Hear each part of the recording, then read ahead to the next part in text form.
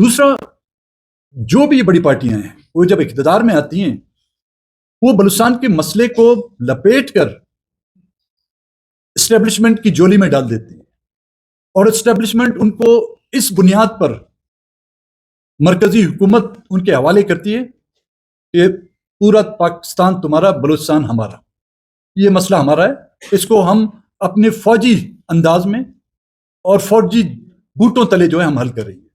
تو وہ سیاسی پارٹیاں اہل بلوچستان اور بلوچستان کی خاطر اپنا اقتدار نہ کبھی انہوں نے قربان کیا ہے، نہ آپ کے ویل ایجوکیٹڈ اسلام آباد یونیورسٹی، لاہور یونیورسٹی، آپ کے ڈاکٹرز، آپ کے انجینئرز، ان سب کو پہاڑوں پر بیچنے والا کون ہے؟ کیا ان پہاڑوں پر بیٹھ کر ان کو کوئی اٹریکشن تھی جو ان کو لے گی؟ نہیں، کیونکہ یہ زمین ان کی اپنی سرزمین آپ نے ان کے لیے اتنی تنگ کر دی کہ وہ پہاڑوں پر گئے۔ ان کو صرف میرا کما آج کا نہیں ہے، 2009 سے 2013 میں نے نام بھی میرا وہی ہے، نہ میں نے نام بدلا اپنا، نہ ہی میں نے اپنی پلاسٹک سرجری کی اپنا چہرہ بدلا۔ 2013 میں نے اسی پاسپورٹ پر، اسی اقامہ پر میں نے الیکشن میں حصہ لیا۔ 2018 میں ہم نہیں کرنا چاہتے بائیکاٹ، وہ ہمیں یا تو نیشنل عوامی پارٹی کی طرح بلوچستان نیشنل پارٹی پر کو جو کل عدم قرار دے، نہ رہے گا بانس نہ بجے گی بانسری، اس طرح ہم ان کی جان نہیں چھوڑیں گے۔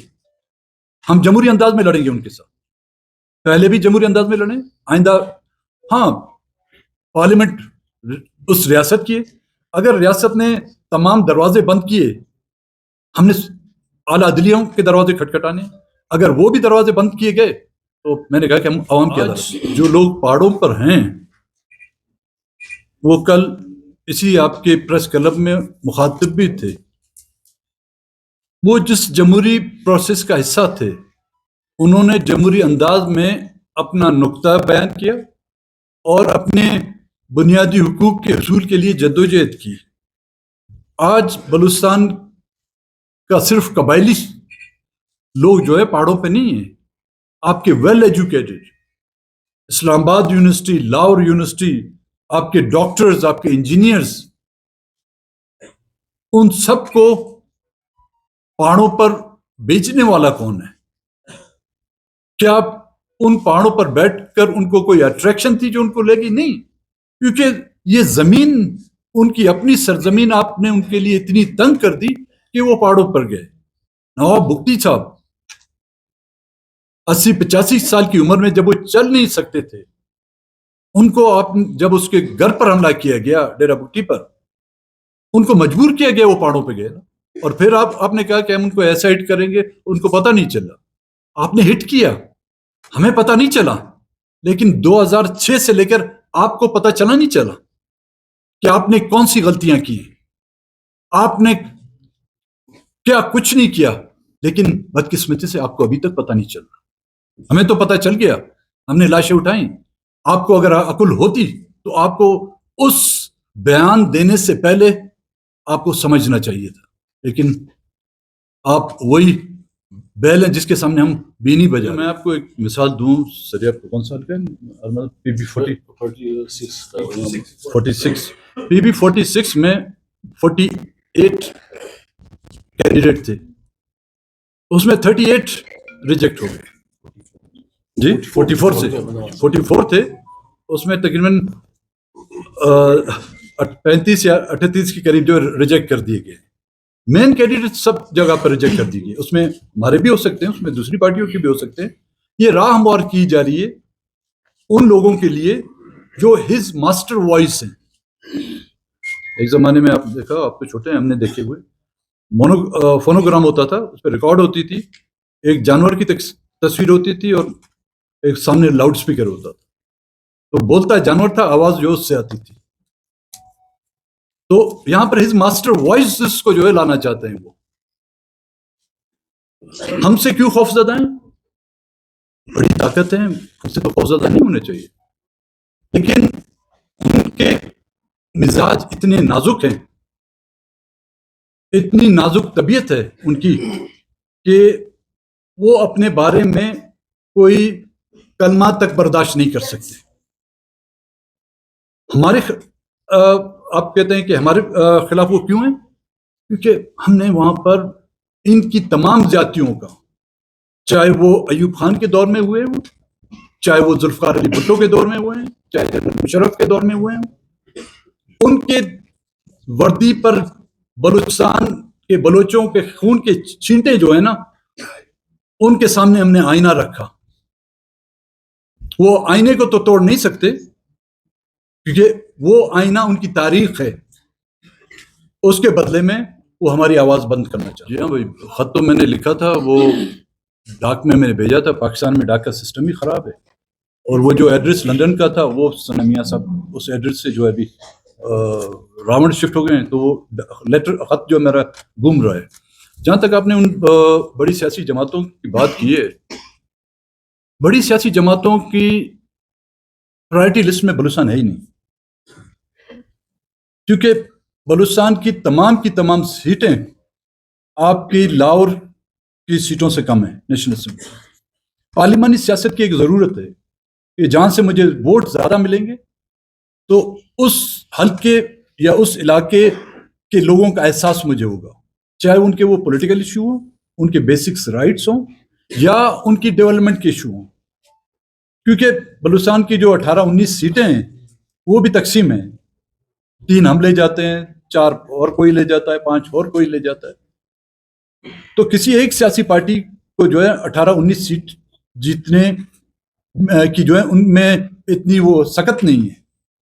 تو جو کچھ ہم جیت کے آتے ہیں تو اس کے مطابق، ان کی ضرورت کے مطابق. جب 2018 میں ان کو 1 ووٹ کی ضرورت تھی تو ہمارے 4 ووٹ ان کے لیے بہت اہمیت کے حامل تھے.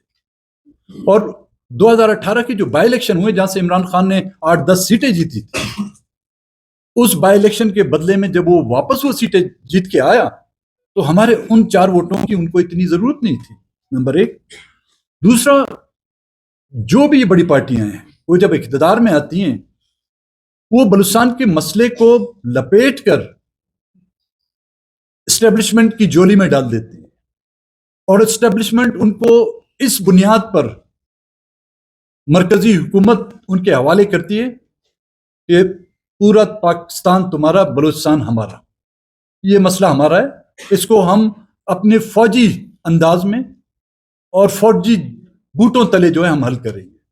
تو وہ سیاسی پارٹیاں اہل بلوچستان اور بلوچستان کی خاطر اپنا اقتدار نہ کبھی انہوں نے قربان کیا ہے، نہ ہی وہ کریں گے. سوال یہ ہے کہ ہم دیکھ رہے ہیں 2006 کے بعد بلوچستان میں ایک اونرشپ دی گئی تھی اسٹیبلشمنٹ کونسل پارٹی. اس دوران 2013 میں ہم 2018 میں آتے ہیں تو ایک واضح طور پر باقی لوگوں کو سمجھ بھی آ رہی تھی اور لوگ دیکھ بھی رہے تھے. اس ٹائم ہمارے پولیٹیکل پارٹی کے کریٹنگ بھی سمجھ آ رہی تھی. دوسری بات یہ ہے کہ آروز کا اختیار جو ہے منتقل کر کے آپ کے ذریعے انتظامیہ کو دیا. تو یہ ہمیں پہلے سے لگ رہا تھا کہ کھولے جا رہا ہے، تو اس وقت آپ کو کچھ بھی اجرا. دیکھیں، سب سے پہلے آپ کا سوال کہ 2013 میں بھی ہم تھے، 2013 میں کم تعداد میں تھے.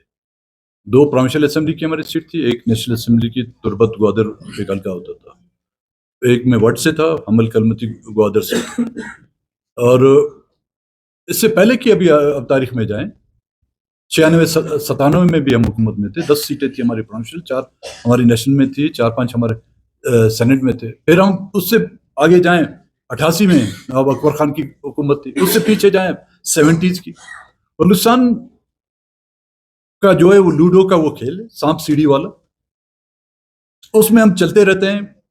کبھی دوسرے مورے پہ ہمیں سانپ کھا لیتا ہے، یا تو کبھی 98 پر یا 99 پر ہمیں سانپ اگل کر ہمیں نیچے آ کے پہنچاتا ہے. ہم نے رہتے ہوئے بھی، کمزور حالت میں بھی رہتے ہوئے بھی، مضبوط حالت میں بھی رہتے ہوئے، کوئی یہ شکوہ گلا نہیں کر سکے گا کہ حکومت میں رہتے ہوئے بھی ہم نے بلوچستان کے ایشوز کو ہائی لائٹ نہیں کیا، گوشگوار کیا.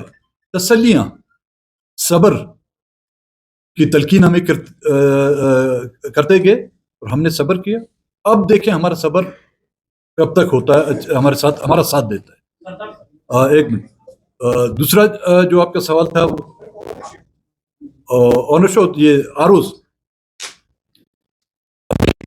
کی آپ بات کر رہے ہیں، یہ सिलसिला भी शुरू हुआ था, अभी तक जांच पड़ताल नहीं थी. मुख्तलिफ आरोज हमें कह रहे थे जी हमें मैसेजेस आ रहे हैं कि BNP के जो लोग हैं वो किसी तरह भी उनके कागजात दुरुस्त करार न दिए जाएं. सोशल मीडिया, मैंने खुद सोशल मीडिया में दिया कि ये बात काम हो रहे हैं. कोई और इदारा नहीं था जहां पर हम इसकी बात करते हैं. रही बात ओनरशिप की, ओनरशिप हम तब हासिल करेंगे जब हम एक मजबूत और एक मुस्तकिम अंदाज में ऐवानों में आए. अब तो हम बटे हुए हैं ना, 4, 3, 2 के अंदाज में बटे हुए हैं. हाँ, हम आज भी बलूचिस्तान के लोगों को हमने पहले भी दावत दी, छोड़े आप पार्लियामेंट को, छोड़े आप इलेक्शन को. बलूचिस्तान की ओनरशिप, बलूचिस्तान में होने वाली जुल्म और ज्यादतियां,